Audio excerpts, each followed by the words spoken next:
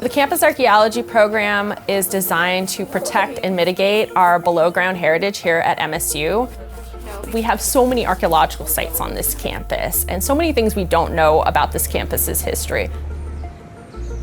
We were contacted by Infrastructure Planning and Facilities. When they were putting hammock poles in, they hit what they thought was some sort of big rock, potentially a cement foundation, and they were curious to know what might have been on this part of campus in the past.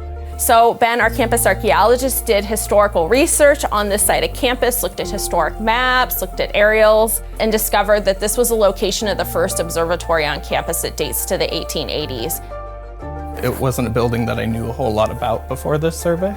There's not a huge amount written about it, but Horace Smith with astronomy has written probably the best source of information on this in his book, Stars Over the Red Cedar.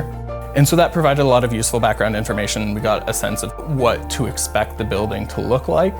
When we arrived on site, we started doing a shovel test survey, and we hit a few features that we wanted to see a bit more of. One of those was the concrete pad that IPF had reported, and one of those was a set of cobbles buried 30 centimeters below the ground surface. People are really curious about the past. They're very invested in this campus and its history, and being able to share a little bit of its history and my knowledge with people is just very rewarding.